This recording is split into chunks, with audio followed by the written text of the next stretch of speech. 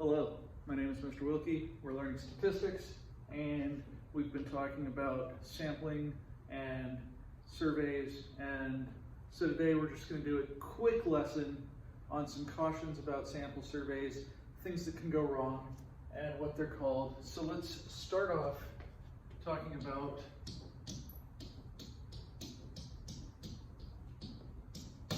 undercoverage. Okay, so undercoverage happens when members of the population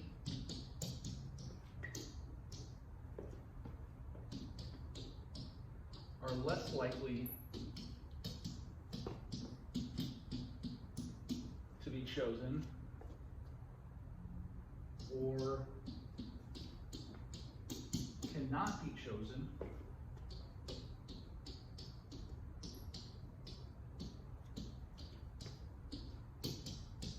for a sample.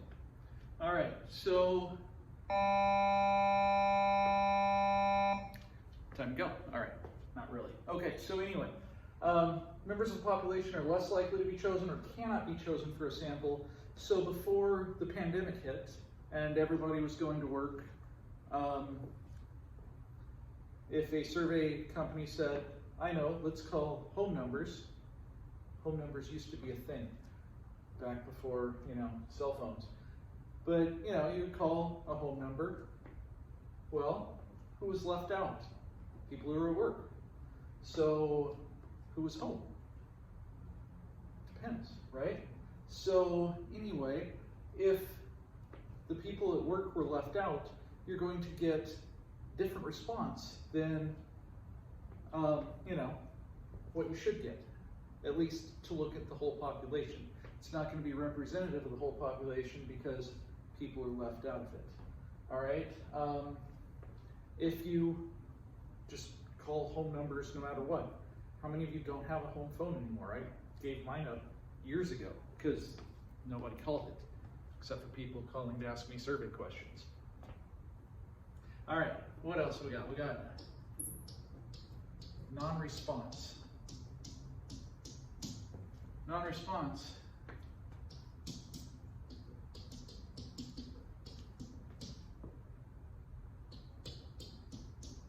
the individual chosen can't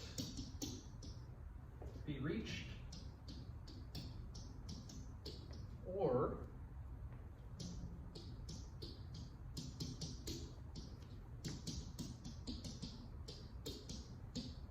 doesn't participate.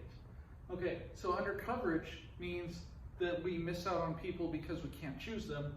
Non-response means we choose them, but they can't be reached or they don't participate. So if we send out surveys, let's say there's,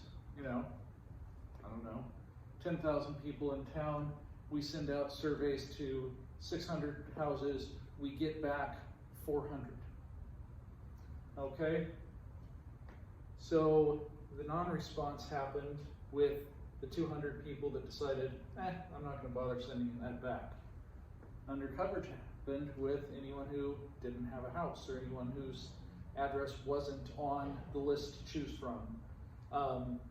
Okay, so those are things that we need to be cautious about when we're choosing a sample, because we want our sample to be representative of the entire population. Sometimes it's difficult, but that's what we're looking for. Okay?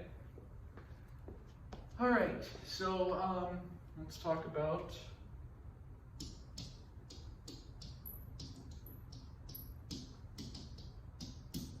response bias. Response bias happens when there's a systematic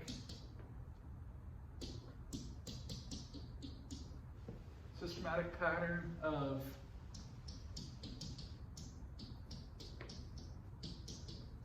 inaccurate answers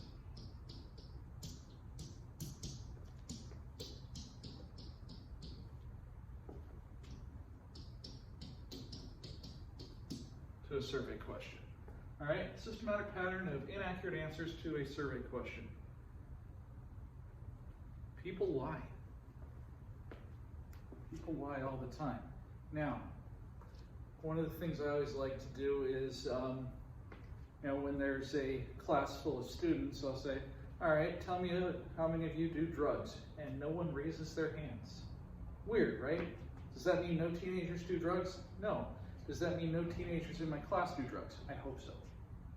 But maybe someone just didn't want to raise their hand.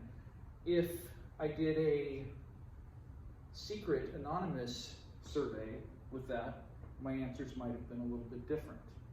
Okay? There's all sorts of things that can happen. The wording of the question can cause response bias.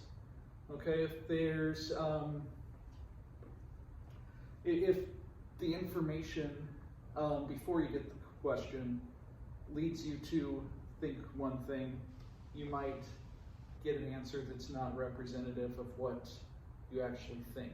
If it's confusing, sometimes they'll throw in a double negative just to make it seem weird, and that way you get your answer wrong and they make it look like, oh look, this is what they thought. That's not right. Okay? Maybe it's something embarrassing. Maybe it's something you forgot. Maybe it's something you don't want to talk about in front of somebody. All sorts of these things can cause response bias. Okay? One of the best things you can do to get rid of response bias is to make surveys anonymous. Okay? You don't want to, write it down, send it in, something. If you're going to do a survey in class, don't say, okay, everybody write your name on the paper and then answer these questions. No, you don't want to do that. You want to say, write this down. I'm going to have somebody who's never seen your handwriting read these to get the information. Okay? If you want accurate results, which hopefully is what we want, okay? We really want our results to be accurate. So remember, undercoverage is when people are left out of the choosing process. Non-response, they were chosen, but they're still left, they're leaving themselves out of the process.